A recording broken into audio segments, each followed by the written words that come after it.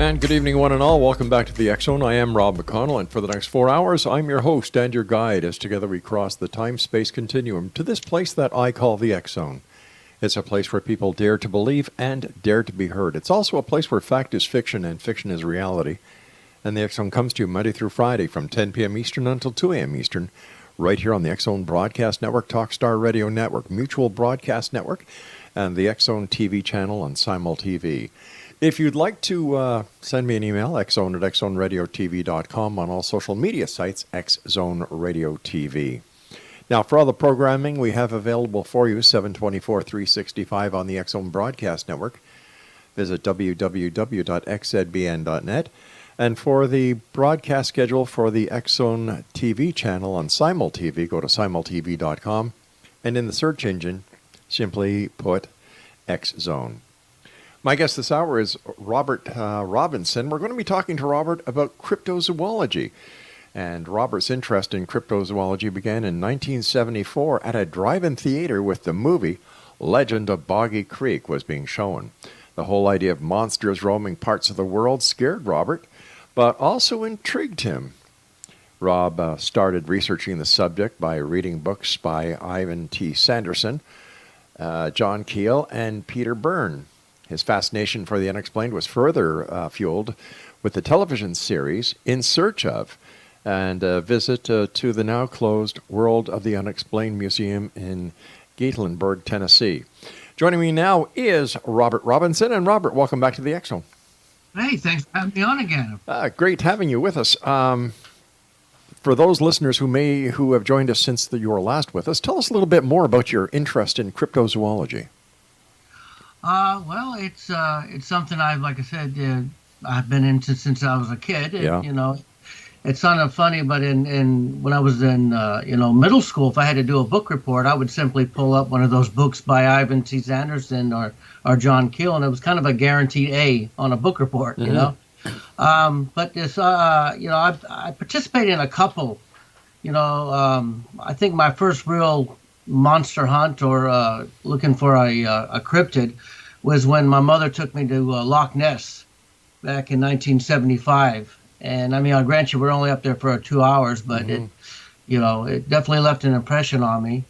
In high school, I remember taking my friends over to go look for Momo, the Missouri Bigfoot. Mm-hmm. Which we didn't really plan that one out all too well, and we didn't take the necessary equipment and supplies that we needed, and it turned out to be kind of a disaster. But it was fun out looking for it. Going in the military, I didn't have I did a lot of reading, but I didn't do too much into it. But when I retired in 2003 and moved to Florida, I fully jumped in to the whole search for Bigfoot, or here in Florida they call it the skunk ape. So tell me, if in all the years that you've been searching for Bigfoot or a skunk ape, have you seen him? Have you had encounters, or have you come even close? Well, I have a couple times. I believe I've come up close. Mm-hmm. Back in 2012, I had a hunter who saw it and actually took a video. Thanksgiving morning, and he came 2 weeks later and told us, me and the wife, about it. We went out there, right, and showed me the area. Well, I did a little map search and looked at the direction this animal was going, and I went out and put some trail cams. Well, I went out, I think it was a week later. I took my wife and my son and my daughter, and we went down, me and my son walked down this path to get the trail cam, and we heard something screaming at us and walking through the swamps, and whenever we would stop, it would stop. And then my son had some night vision goggles, and I took the night vision goggles, looked over and saw something, that was standing, I'd say approximately 8 foot tall in the wood line, glowing eyes. Now, I didn't see an outline of the whatever it was, but I did see the glowing eyes, and I only saw it with the night vision. And again, it was making some screaming noises. And again, I know what a raccoon sounds like. I know what a panther says, mm-hmm. and I know what a bear sounds like. And I don't know what it was that night. But it was enough to where my son, who really doesn't believe in it, it rattled him that night. And we end up, because I didn't I didn't take any supplies with me because I was simply going to go retrieve the trail cam and come right back. And I didn't have my bear mace with me. We went ahead and went right back to the Jeep, and my wife and daughter heard it screaming, and they immediately were sitting in the Jeep waiting for us. Again, this happened in 2012. Later, when I was out with Stacy Brown and his group up in the up near Tallahassee, we were out one night, and we had broke into groups, and we came up to a clearing. And we heard some rustling going on, and I lifted up this thermal, and I could see something or someone standing out in the middle of this palmetto field. And the first thing popped in my head was, it's a poacher, because we were told by the owner of the property to watch out. He had some poaching going on. So again, that first thing popped in my head was it was a poacher. And I handed the thermal over to Stacy. I said, "Hey, there's somebody standing out in the middle of that field over there." And Stacy brought it up, and whatever it was took off running. And I mean, it was just like it was gone. And we walked out there, and we could see where it was that had been standing out there because it had pushed some stuff down. But unfortunately, with the all the palm trees and all the area, there was no prints. But I went back over to where I was standing, and I knew exactly where I was standing because there was a broken tractor there. And we had another gentleman go stand out there in the area where we think it was standing. And David Lauer is the gentleman's name, stands exactly 6 foot tall. And I could barely see David. And I remember clearly seeing whatever it was standing over there. And I remember thinking, it reminded me of the outline of Captain Kirk whenever he beamed himself down. Yes. That little statue, that look that he has. But I remember thinking that in the back of my head. So that's what he. And, later we had an incident where we had seen it, or I should say, a friend of mine saw something poking his head up this dry creek bed. Right. We got up and ran down to it, and we heard it run off. Well, we had another team on top of the hill, and they took off running after it. Well, my wife calls me up. She was staying in a cabin up in this area near, not too far, and she says, "Hey, are you guys up near the cabin?" And I said, "Yeah," because I thought that's where I saw Brandon and his group run up. Well, Brandon come walking back down later, and he said, "Oh, man, we lost it." I said, "Yeah, I know. My wife called me or texted me. She heard you guys about the cabin." He goes, "We were never ever at the, we weren't at the cabin, dude. We went at a different location." I said, "My wife hears something walking around outside the cabin." So we quickly ran up there real quick, and as we got up there, whatever it was took off running, and my wife, opened the door and said, "What's going on here? Who's running around?" And we told her what happened. And of course, she says, "Okay, I'm ready to go home." Listen, with all the experience that you've had with Bigfoot, doing the research for Bigfoot over the Skunk Ape, what do you think Bigfoot is? Now, my humble opinion, again, I'm not an anthropologist or I do not have any kind of degree in that kind of field, but from what I'm looking at, and again, going off the sightings that I've been recording, it looks like some kind of a primate type creature. Really? Again, I'm going off sightings, and how it was described. And, I had one lady who was in a tree stand, fell asleep, woke up, and the thing was looking up, and she commented, even in her panic, that she had a very human face look on it, to it. Excuse me. Unbelievable. Listen, you and I have to take our first break, Robert. Thanks so much for coming back on and sharing with us. We're going to be talking to you later on, not only more about cryptids, but we're going to be talking to you about the books that you've published, including Legend Tripping, The Ultimate Adventure, as well as your new book that's coming out. So, Exonation, Robert Robinson is my guest this hour, and Rob was talking about In Search of with Leonard Nimoy. And of course, on the Exxon TV channel, we feature all 143 episodes of In Search of. In fact, we are going to be working with the In Search of people with a brand new trailer and tail to the existing In Search ofs that Leonard Nimoy hosted. It's going to be called In Search of Then and Now. Much more about this as we get into production, and we'll be able to spill the beans a little bit more about who, what, when, where, why, and how. This is the X Zone. I am Rob McConnell. We're coming to you from our broadcast center and studios in Niagara, Ontario, Canada. If you'd like to send me an email, xzone@xzoneradiotv.com on all social media sites. X Zone Radio TV. And I'd like to say hello to all the new listeners and viewers that we have in Los Angeles, California, who listen to us and watch us on XZTV 55. I'll be back on the other side of this break. Don't go away.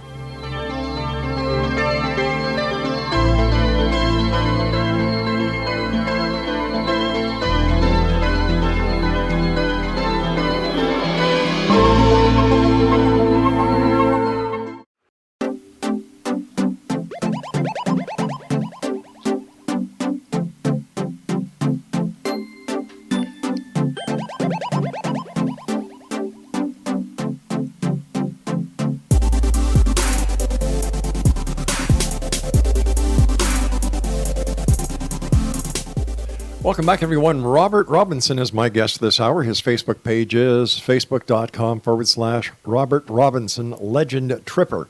And Robert has written for numerous magazines to include Cryptid Culture and World Explorers magazine. Robert published his book, Legend Tripping, The Ultimate Adventure, in 2016. And it was published by Adventures Unlimited Press. And he has a new book coming out. And we're going to be talking to Robert about that new book a little later in this hour. Robert, with all the trail cams that are out there, with all the webcams that are out there, how come there hasn't been, in your opinion, that all-conclusive photo of Bigfoot? Well, when it comes to trail cams, what I think is that the animals know they're there. Okay. I'm not sure if these animals can, because I do know their senses are very acute, if they can hear them, or if the trail cams are giving off some kind of a human scent. But for some reason, they do seem to know they're there from what I've seen. And I still put out trail cams.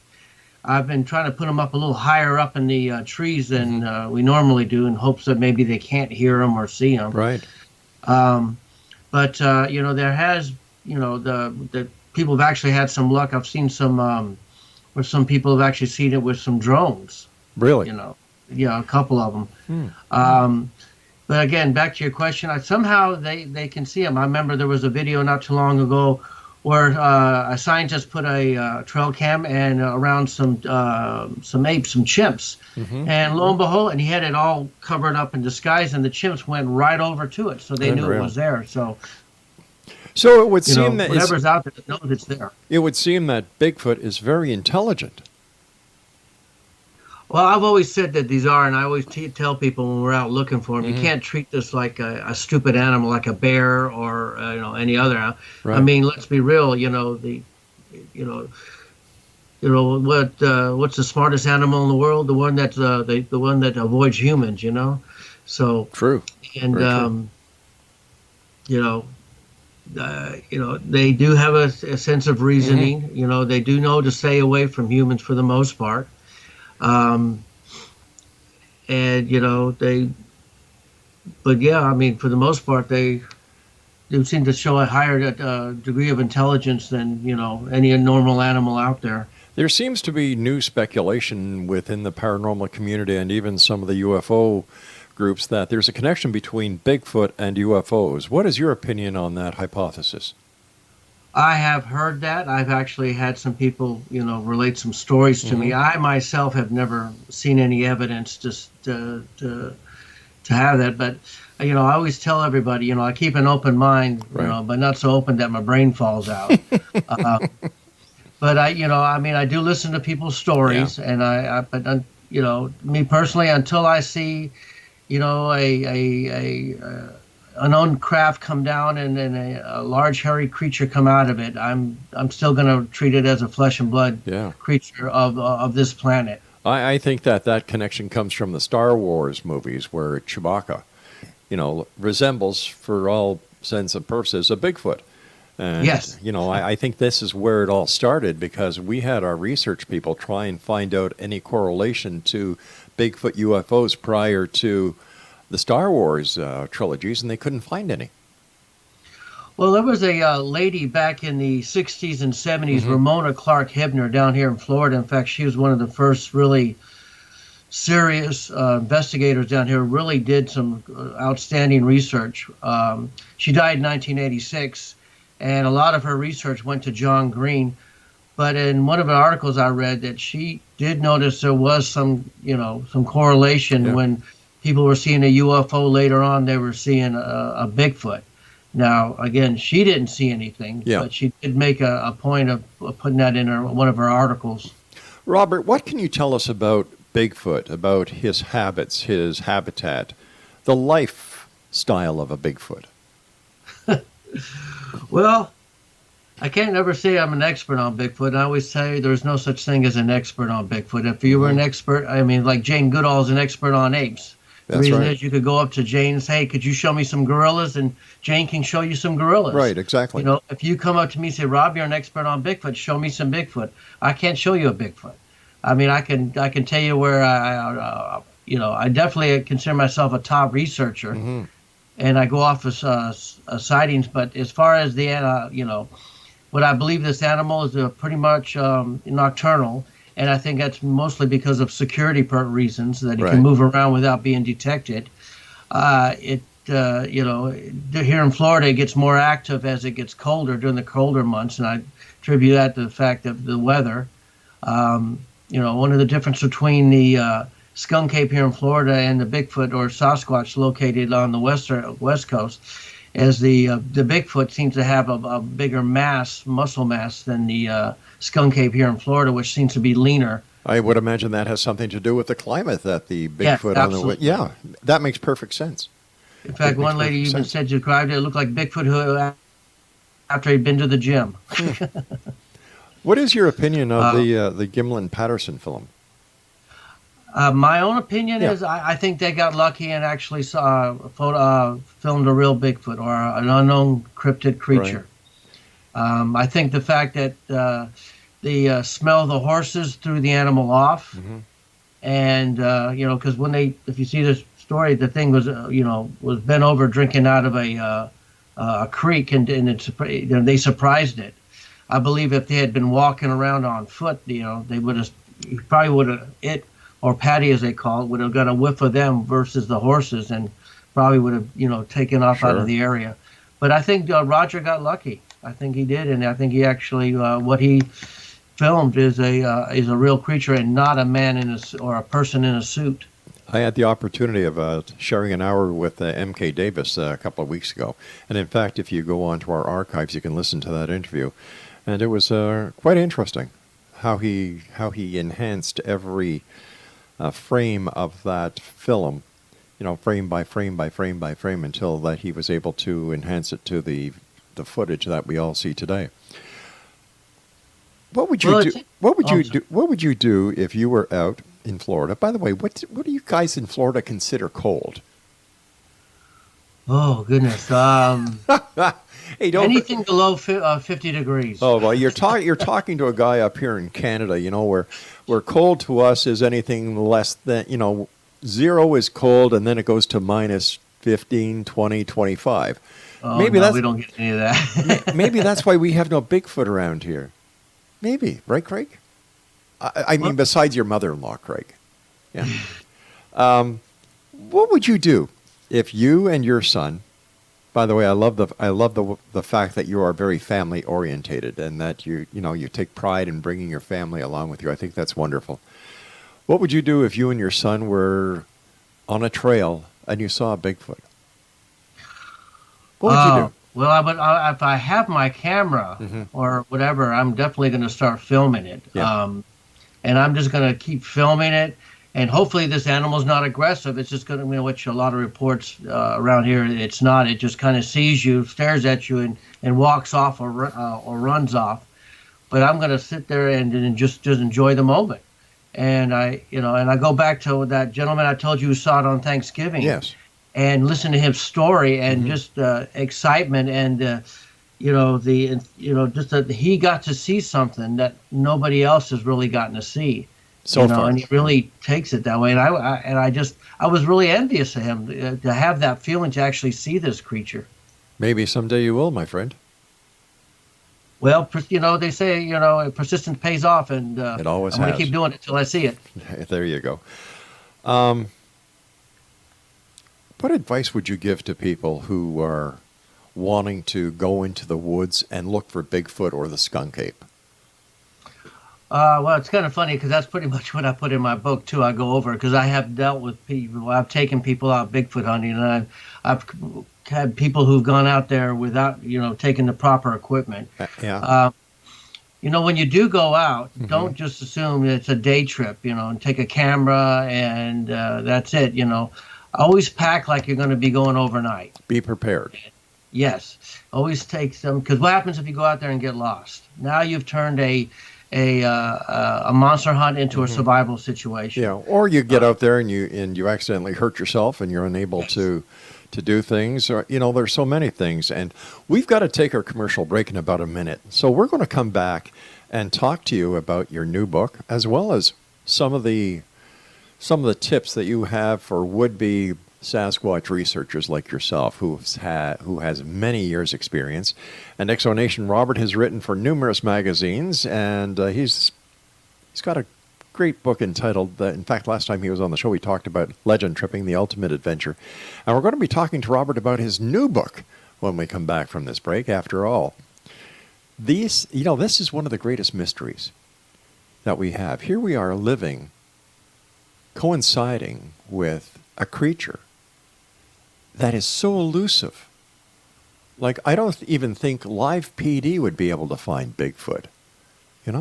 I really think that this is one of the greatest mysteries we have present day that has been with us for years and years and years. So when we come back, we're going to be talking to Robert about his new books, and he's going to give us some tips on what to do and what not to do when you're going out looking for Bigfoot. This is the X Zone. I am Rob McConnell, and we're coming to you from our broadcast center and studios in Niagara, Ontario, Canada. All right, my producer tells me that I should spill a few of the beans on the In Search of Then and Now. Yes, I've been asked to be the host for the show, and we're looking forward to working with people and the cast of crew of the original In Search of, and that should be airing, let me see, May, I believe. Yeah, Steve Benedict, my good buddy, is the director and senior producer on the shoot. So we're going to have a lot of fun, and I'll keep you guys abreast because the X Zone Nation comes first. We'll be back on the other side of this break. Don't go away.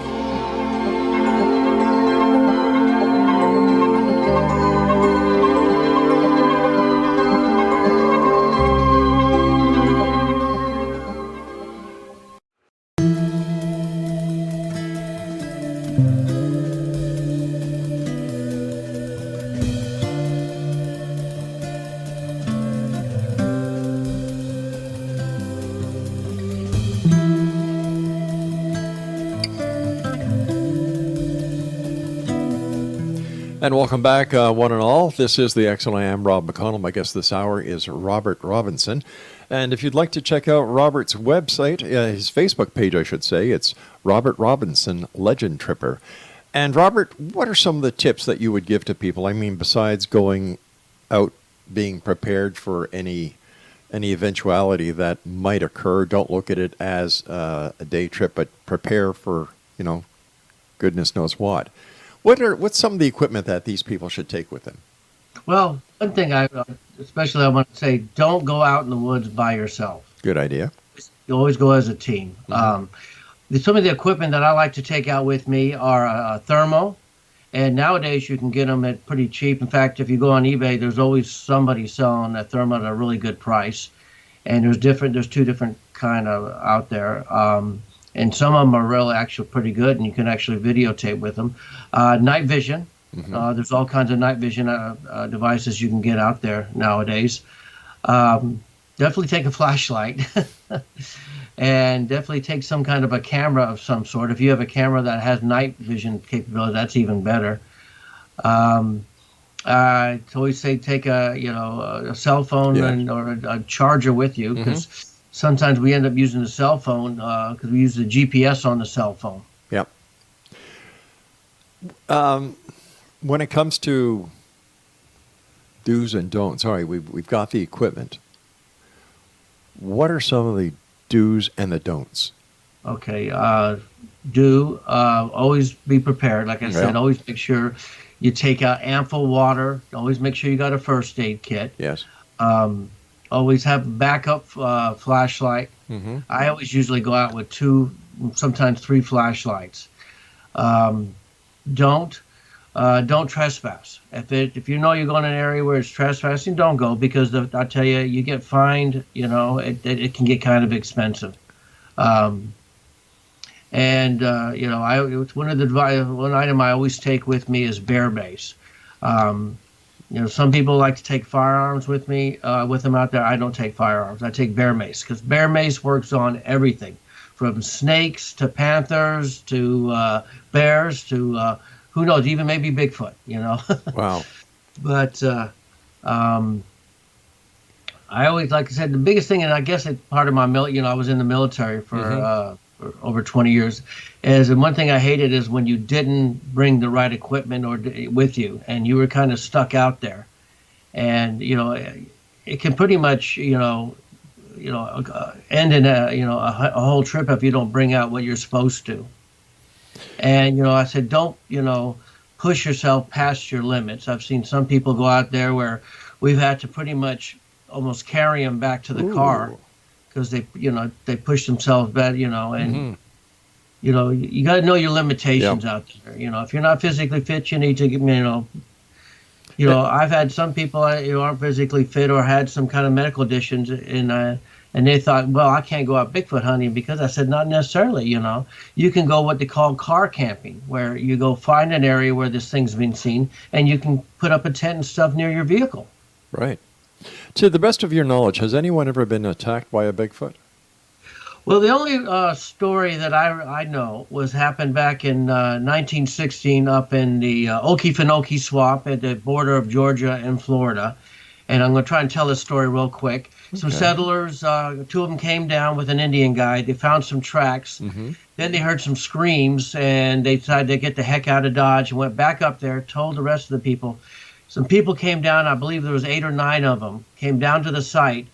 Well, that night they heard screaming. Well, they started firing into the woods, and all of a sudden, out of nowhere, this big hairy creature, which they state was not a bear, came out and killed about 3 of the people. And in fact, the story goes that it screwed their heads off. It grabbed them and just finally, after enough shooting, the animal finally went down, and they said they measured, and it was 13 feet tall, which I don't think they probably did their measurements right. But after they were debating what to do, they heard some more screaming, and they said, oh, God, there's more of these things. And they hogtailed it back up to their settlement back up in Georgia. My God. I would imagine it's also a very good idea when you're going out, to go with somebody who has actually done this before. Well, I say that a lot of times, when in my book, I said, hey, just get online and find some teams that go out here. I mean, there's Bigfoot groups in every state. And I mean, but I think that there may not be one in Hawaii, but but every place else there is. And they're very inviting people. You just find out when they're going out, ask to come out with them. And more or less, they'll let you come out, and, you'll come out and they'll tell you everything. They'll show you what to look for. And they'll show you some of their equipment, and a lot of times they'll let you use some of their equipment. Because the ultimate goal is to find Bigfoot. And the more people you have looking, the more likely you are to actually find the evidence and the proof that will once and for all satisfy one and all that Bigfoot is real. I think it's going to happen. I think we definitely have a lot more people out in the woods looking than we did back in the days, when Roger Patterson was out with Bob Gimlin. Yes. And I think eventually it's going to be a payoff, I mean, I'm one of those people that I don't believe in shooting this animal. I understand science needs a specimen to verify its existence. But I always say, if somebody's going to kill one, it's not going to be me. Well, plus who says science has to have a dead one? Yeah. Well, I always make, I joke around and say, if I'm walking in the woods and I happen to walk across one that has died of natural causes, I'm definitely not going to leave it there. I'm going to load it up in the back of my vehicle, go find me the first Wendy's restaurant, because Wendy's has gigantic refrigerators, and stick it in there. And then I'm going to call Dr. Jeff Muldrum and all these other guys. Hey, get down here and see this thing before the government takes it away from me. Why? You just said something very interesting. Before the government takes it away from me. Why do you think their government would take it away from you? Well, it's an unknown species of animal. I mean, I think of any unknown species animal, they would come take it away from you. I mean, it's just, I mean, if you're like in here in Florida, if you come Hmm. across a dead panther and you call, they will come get that panther. Okay, You know, I can understand I that. mean, okay, I mean, I realize a panther is something we verify that we do know exists, Yeah. but I just can't. They're darn sure not going to let me keep it. Because I mean, Oh, I thought that you were alluding that there's a conspiracy for the government to suppress the information that Bigfoot would actually be alive, be a real cryptid. well, I mean, I have heard some stories from some people where Hmm. they were, who work in the fish and wildlife, and they were told that, if they do get some kind of a sighting, they have to make a phone call, and Yeah. then some people come down and verify if it is real or just a bear or something. Um, and it pretty much when they show up, it's kind of almost like that whole Men in Black type Yeah. thing. Uh, But what about these other organizations? For example, Tom Biscardi has to be one of the greatest hoaxers around when it comes to Bigfoot, and you've got that group. I forget where they are, where they actually go out hunting with the purpose of shooting and killing a Bigfoot on TV. What does this do to the mhm. credible research society and the different research organizations who are out there to prove the existence of this creature? Well, I mean, I do know some investigators that do believe in killing one of these animals. Again, that's not me. Yeah. I do understand. Again, science is going to need a specimen of this animal to verify just what it is, and like any other animal we discover, we want to know everything about it. But if Bigfoot has been able to elude us for this long, and appears to be more intelligent than we ever suspected he or she would be, by killing one, would we not be endangering the rest of the species and the rest of the researchers who might be out there if it was known by other Bigfoot that we are now going looking for them with the intent to kill? Quick answer: yes. Um, but unfortunately, there are people that, looking for that money, Yeah. they kill themselves a Bigfoot. There's a big payoff to go with it, and, they're famous for it. Um, Me, I just want to see it. I want to Hmm. look at it, and I want to verify it's there. I realize if I take pictures, they're probably scrutinized, and I can live with that. Sure. But just the fact that to know the animal's there and just, be able to study it as long as I can before it walks off or whatever. Um, I would hate to see this animal, die out. It's not, it hasn't done anything to anybody. That's It right. keeps pretty much keeps to itself. And You here's an interesting point that we've got to take our commercial break very shortly. What happens if Bigfoot is actually part or related to the human species? If somebody goes out and kills Bigfoot, is that a crime? You and I have to take our final break. When we come back, I want to talk to you about your new book, International Legend Tripping. Exonation, my guest this hour is Robert Robinson. Visit his Facebook webpage at facebook.com/Robert Robinson Legend Tripper. This is the X Zone. I am Rob McConnell. We're coming to you from our broadcast center and studios in Niagara, Ontario, Canada. If you would like to send me an email, it's the same email that I've had for the past 30 years doing this show, xzone@xzoneradiotv.com. On all social media sites, X Zone Radio TV. To find out about the broadcast schedule for the X Zone Broadcast Network, www.xzbn.net. And for the X Zone TV channel on Simul TV, go to simultv.com, and in the search engine, just type in X Zone. It'll bring you right to our channel. I'll be back. Don't go away.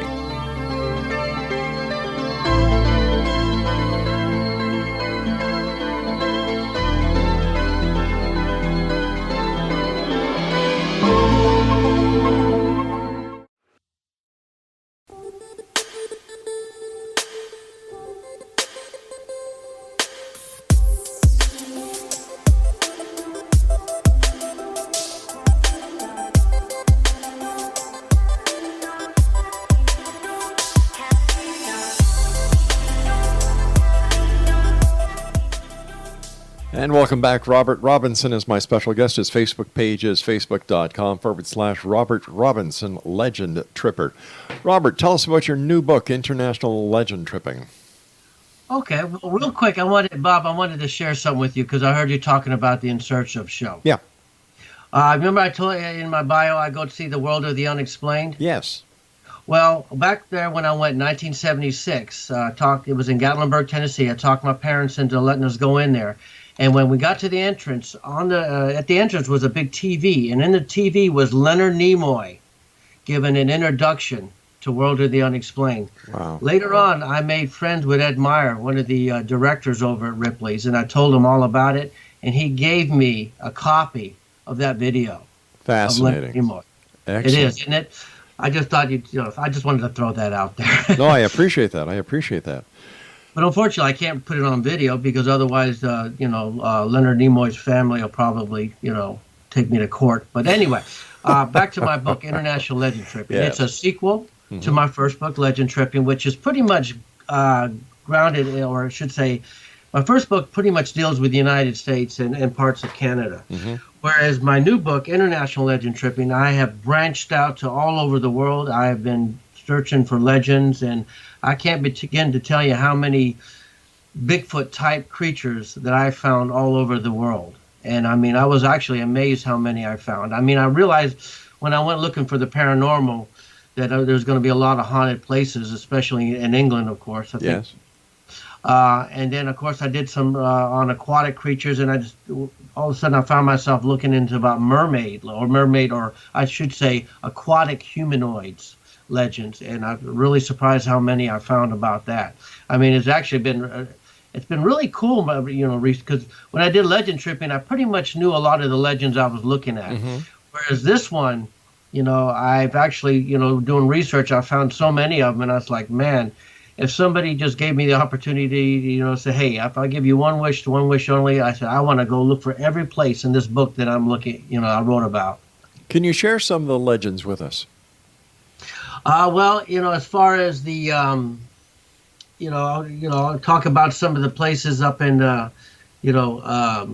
Canada. Mm-hmm. You got Halifax Citadel at Fort George. Yes, Fort George. Which I thought was, which I want to visit. You got Casa Loma in Toronto. Yes. You got the Carl Beck House in Ontario.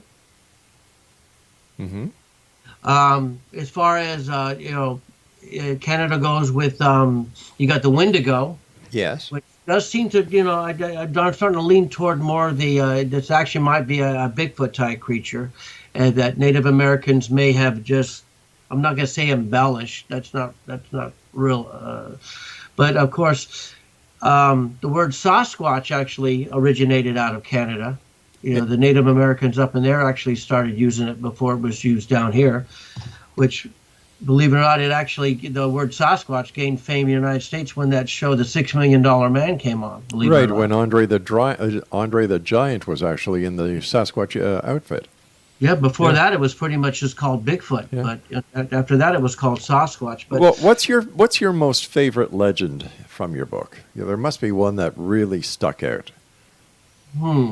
That's a hard one, because I really tell you, I think the one that I've really been looking into is over in toward Malaysia and Indo, and Sumatra and stuff. They all seem to have the Orang Pendai.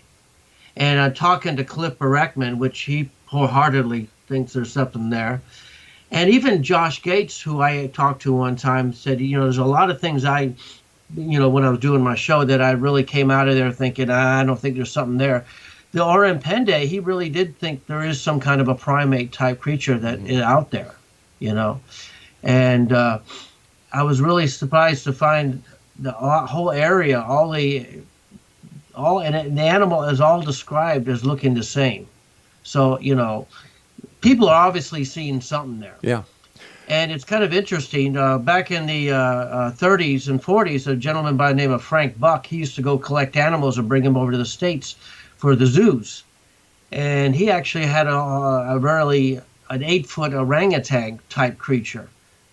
and most orangutans rarely get over 6 foot. And I'm wondering if he actually didn't have an orang pendai, but unfortunately the animal died on the boat ride back to the United States, and they end up having to throw it overboard. That's unfortunately what they did back then when the animal died on boats. They threw him overboard. So I mean, I just as a kid I was a big fan of Frank Bucks. So, and that he actually may have had one had one. It's just pretty cool. What do you think ever happened to the Mothman prophecies? The Mothman that was figured prominently for a little while, then all of a sudden kind of faded away. Unfortunately, there's a lot of legends out there, and the Mothman's one of them. The Jersey Devil, there's another one. Another one. The Dover Demon is like seen once. I mean, if I was to come up with my own idea, I would think this animal maybe extraterrestrial. Because there was some strange lights seen prior to the Mothman being seen too. So do you think that there is a connection between ETs and some of these cryptids? Like we touched very briefly before on Bigfoot, but the other cryptids that are part of urban legends, is it possible that these creatures are actually from an ET origin? I think some of them are. I mean, my own opinion, like the Dover Demon. Definitely. I mean, if you look at it, it almost looks like a ET from the movie. Large head, large eyes, small, slender body. You have the there were some little creatures, I can't remember exactly where it was up in Kentucky, where they terrorized a family, and it was pretty much, they attributed that to be an extraterrestrial. I do think there are some animals that are some cryptids, as you would, that I think are extraterrestrial in origin. Where is your book available? Is it out yet? My international legend trip, and we're just finishing up now. The gentleman who's doing the cover is finishing up the cover, and we're still going through the final prints. And it's looking like we're going to have it out this summer. Oh, that's great! That's great. And where can people get copies of your first book? Well, Legend Trip is my first book, Legend Trip and the Ultimate Adventure, is available on Amazon, and it is available at my publishing Adventures Unlimited Press. And of course, if you ever see me in one of these conferences or conventions, I usually have my books, and I usually, I'm there to sign them for anybody who brings them up to me. Excellent. Just before we go, what do you think the likelihood of Bigfoot being a time traveler? I've also heard this new theory where he goes from dimension to dimension, and that's why we can never actually find him. Well, it's the same concept of this animal being able to go into a different, vortexes into different dimensions, or this animal has the ability to cloak itself. Right. And I'll be honest, my thinking initially is that this animal has this ability. Wouldn't it be running this planet instead of us? Maybe it is. What are your final thoughts for the X Zone Nation tonight, Robert? Well, I tell you, the world is just full of the unexplained, and like I said, TV show In Search Of started it all for one of the shows that started it for me. If you want to go out and look, I encourage everybody to get out there and go legend tripping. It's easy to do. Get out there, you can go on the internet and find out the closest legend out there. I mean, it doesn't have to be cryptids. It could be paranormal, UFO, or just some place that has an unexplained, places like Gravity Hills or Ghost Lights. And just make sure you're safe about it. And like I said, if you're going to the woods, always make sure you go with somebody. So what's next for you? You've got 2 books under your belt. What's next?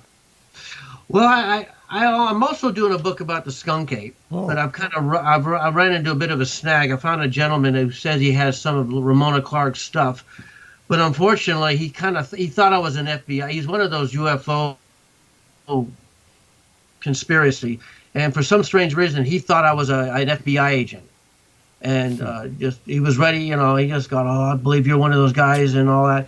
And I was almost at that point where I was going to look at him and say, you know what, you're right, I am the FBI. You better give me that information right now, or I'm going to have a van come pick you up right now. But I said, no, I'm not going to do that. But I said, no, I'm not with the FBI. I just want to get as much information. I'm trying to find information that hasn't been published about the Right. skunk. Robert, it's always a pleasure talking to you. Continued success. And one more time, let our listeners know what your Facebook page is. It's Facebook is Robert Robinson, Legend Tripper. I have a blog called Legend Trippers of America. Robert, take care of yourself. Happy hunting, my friend. Thank you again. Hey, thank you for having me on the show. I had a great time. It's my great pleasure. Take care, sir. All right, Exonation, that's Robert Robinson. And once again, if you'd like to visit his Facebook page, Robert Robinson, Legend Tripper. That's facebook.com/Robert Robinson, Legend Tripper. Well, it's that time where you and I have to say so long for this hour. But you know what? We're going to be back because we have something in store for you each and every night here. We have 4 different guests each and every night. And I'll be back on the other side of this commercial break as we continue here in the X Zone from our broadcast center and studios in not Hamilton. Still saying Hamilton after being nearly, 5 months, Craig, here in Niagara. Well, that's because we were in Hamilton for nearly, 25 years? Yeah. I'll be back. I know where I am. Here in Niagara, Ontario, Canada. Don't go away.